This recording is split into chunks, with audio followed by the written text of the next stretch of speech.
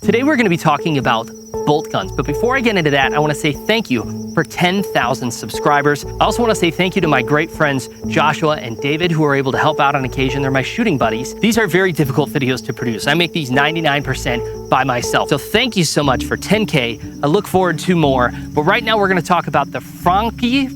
If you take the SE off of franchise, it's Franchi. Let's just go with that one.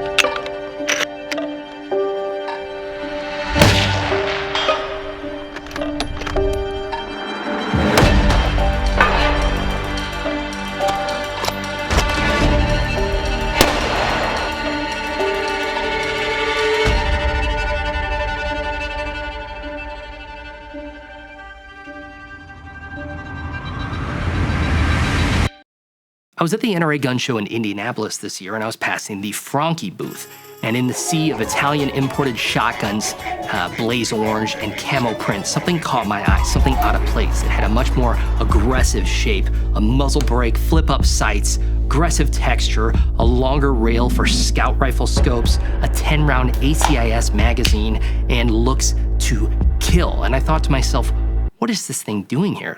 It's clearly out of place, and it looks like it has a taste not for beast, but for man flesh. Gosh. I need to say first and foremost that Franchi did not pay me to make this video. I do not get to keep this gun. They didn't influence anything that I said, and also this is a pre-production unit. I found out early on that this was only maybe one of 3 or 4 units in the United States imported from Italia. And I think they mistakenly sent it to me when it should have gone to some other more high-profile precision shooters. But I'm going to provide the best information that I can, and I'm going to do you all proud. Also, because this is a pre-production unit, there were some small pre-production woes, things that I don't think are an indication of the final quality, but they were there, 2 small issues, and we'll get to those later in the video. The Momentum series is based on a chromed and fluted 3-lug 60-degree bolt called the Momentum bolt, which is what the series is named after. And then it's paired to an adjustable 2 to 4 pound trigger. From the factory, this one is at 2.4 pounds is what I measured, and I found that to be very pleasant, and I didn't feel any need to adjust it. Now, what makes this an all-terrain model? Well, I don't see 40-inch tires or a lift kit. All that other stuff that we talked about, the flip-up sights, the M-lock, the sling mounts, the extended rail, the 10-round ACIS magazine, the more aggressive texturing and more vertical grip on the stock. This all contributes to the all-terrain moniker. And Franchi says that this is supposed to be more of an all-around rifle. If you look at their Momentum Elite series, it's offered in longer barrels and more calibers. And I think this is going to be one of the earliest points of confusion and contention about this gun. It's offered in 308 and 223 only, with a 1-in-11 twist. Now, the other gun, the Momentum Elite, is offered in 6.5 Creedmoor, 308, 300 Win Mag, and 6.5 PRC, which people are going to be very hungry in the comments about, saying that they have better ballistic performance, that they're going to take down a man or animal faster. But this, according to them, is meant to be a gun that you just kind of throw onto your ATV or in the back of your truck if you're going around your land. And it's more of a general purpose rifle, which I like that for, because 308 and 223 are more readily available. So, if you go through more rounds, you might like that. But it also begs the question, would you want to use this over like an AR-15 or an AR-10? Because the MSRP on this rifle is $1,450, which is a lot more expensive than the other guns in the line, but it is also offering a lot more features, but with calibers that are usually more associated with less expensive guns. So there's a lot going on here, and we'll get into the ballistic performance and just see how it holds up, because if you can't shoot straight, then it's pretty worthless as a bolt-action gun. It's also worth noting that the gun can use 5.56 and 7.62 NATO, and I also think it's worth stating that I think this is a beautiful gun. I think it's a fantastic looking gun. I took a ton of pictures and videos of this thing, and Franchi was kind of unimpressed because they're like, yeah, where's your ballistic test? Like, this isn't a show pony. It's a meritocracy, not a beauty pageant. So let's get into those ballistic tests. Let's put some rounds in range, see how consistent she is. It's been shooting very tight groups. I've been very pleased with how it be Here we go. At 250 yards, it easily and consistently rung steel with zero problems. I was able to place shots pretty accurately given the fact that I am a lower skill long distance shooter. I'm using a 2-to-12 optic as opposed to something longer. This is a Blackhound. I would call it an MPVO, a medium power variable optic. It's a first focal plane, so the reticle zooms with the power magnification, and I love it. I think the glass is very clear. I love the reticle. It looks awesome. This is a sunshade on the front, so the optic really only goes to here, but it just looks absolutely savage on there. Again, though, it's functional. It's not about looks. But I was shooting from a less than ideal position too. I was braced against a truck, and there was a decent amount of wind, a lot of weather changes going on in Tennessee right now. But I think that's great because you want to test them in less than ideal conditions. The ammo sponsor for this episode and for this channel is Global Ordnance. Big thanks to them for providing ammo for the test. Igman 175 grain hollow point brass 308.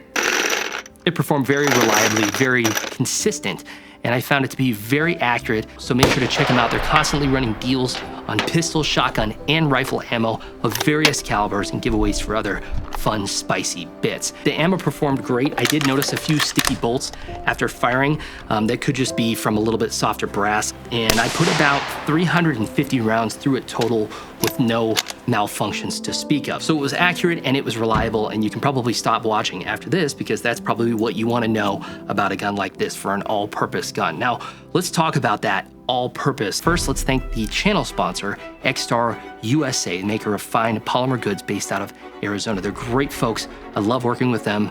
They stand by all the weird stuff that I say, and they've been very supportive over the years. Make sure to check them out. They have very affordable, reliable, and fun to shoot polymer bits, great for self-defense, truck gun. They also make 18-round Glock mags, which in these days when everybody's trying to pass magazine bans for anything over 10 rounds, you want to stock up on as many as you can, and handguns are no exception. So with accuracy out of the way, let's get into the other features of this gun that they've added to make it all-terrain. The muzzle brake is not unique to this gun, but I do want to talk about it. It's very functional. It can be removed. It's got a 5/8 by 24 mount, and I really wish I had ran this suppressed. If I had a little bit more time, I would have. I've got two 30 cal cans that are in NFA jail right now, but unfortunately it just didn't work out timing-wise. Now I am working on something that's going to make it where I can test more suppressors whenever I want. That should be coming in the next couple months. A little farther back here, we have some polymer flip-up adjustable sights. You know, this isn't something that you would usually find on a hunting rifle, maybe on a general purpose rifle, but it seems like someone at Franchi has some tactical aspirations, and I'm all here for it. Now, it is a white dot sight when it's down, so you can use these in the down position, and then you can also flip them up and get a lot more view with an adjustable post. Farther back, we do have an extended handguard. This is a free-floating handguard, but this gives you more purchase, and it accommodates M-LOK, 2 on each side and 2 on the bottom with a QD sling mount. I love this. I think this is something that should be on most hunting guns or general purpose rifles these days.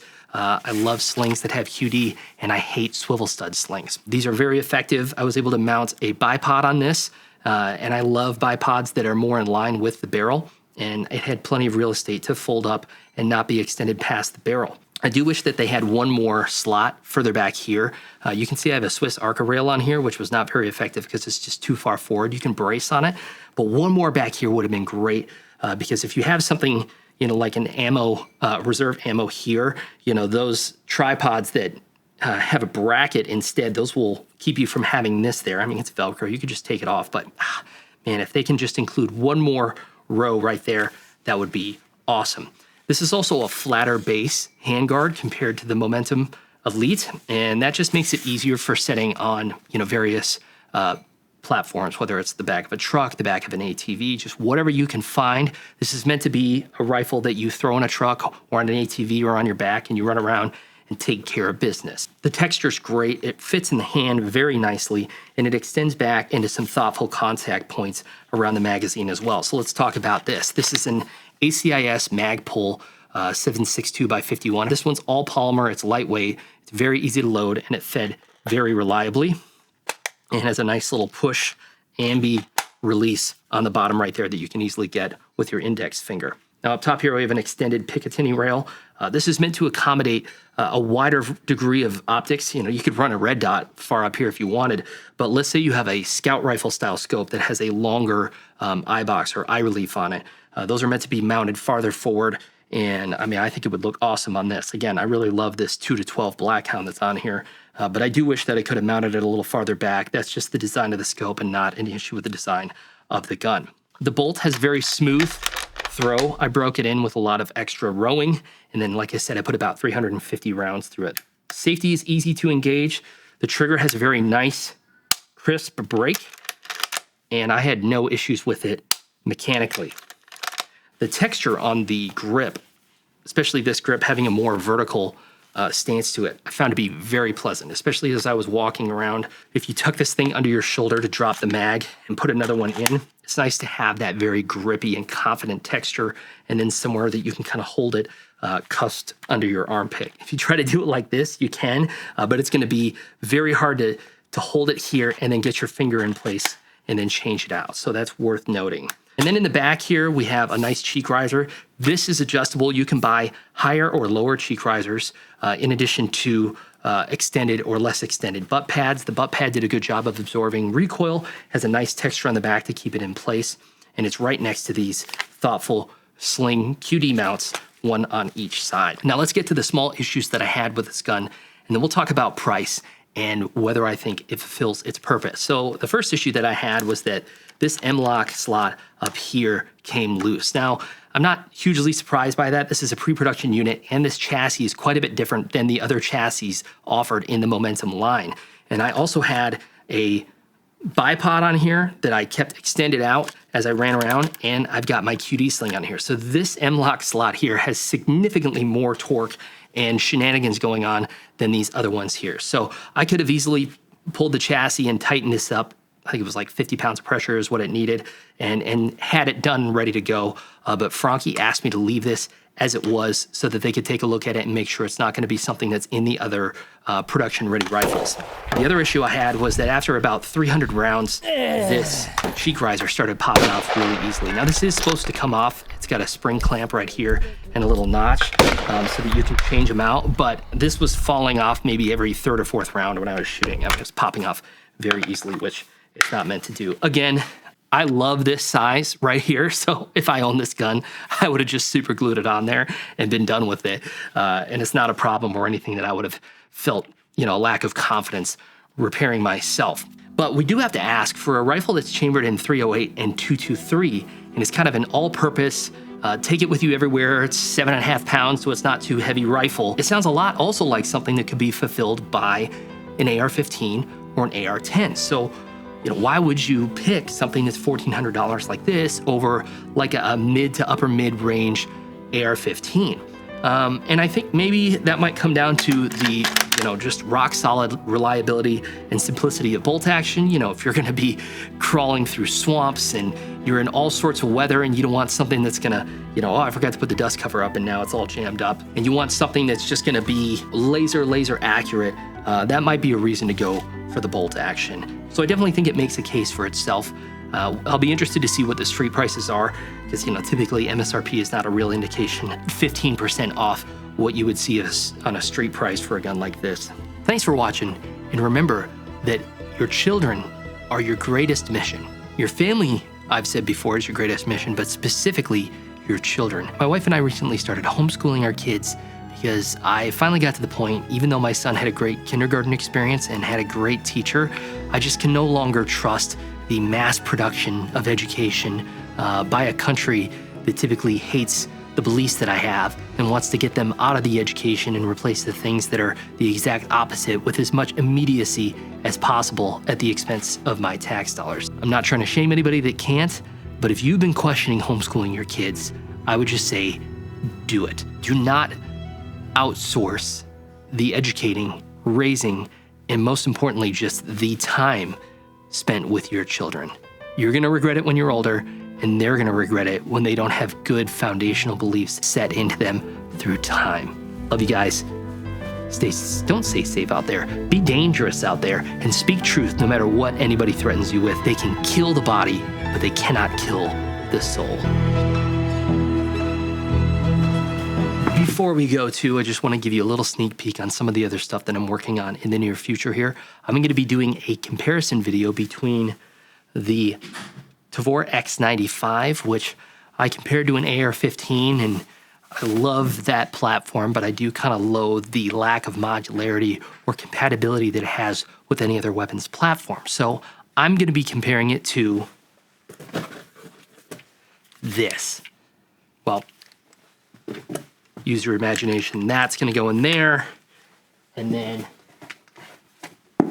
that's going to go on top. This is a bullpup conversion kit for AR-15s, and specifically this is an FM15 Foxtrot mic bufferless upper with a side charging handle. This is arguably the best setup that you can do for this. I mean, if you go with a BRN 180, it's made by the same people too. So I'm excited to roll with this and convert this lower to get a 16-inch gun. And it should be a lot of fun. Speaking of Foxtrot mic, I don't know if you noticed in the back of the video up here, but that is the new, unreleased at the moment, Rant rifle by Foxtrot mic, which is a pretty sweet gun. I've had a lot of fun with it. I bet you all counted on dogs go to heaven. Well, I got news for you. Coyotes go to hell. It's different, and I think there's going to be a lot of haters of it, but I think there's going to be more people who just think, that's pretty cool. So I look forward to giving you coverage on that. Just stuff. I'm working on stuff, so look forward to bringing you that in the near future. Timeline pending, because I'm busy.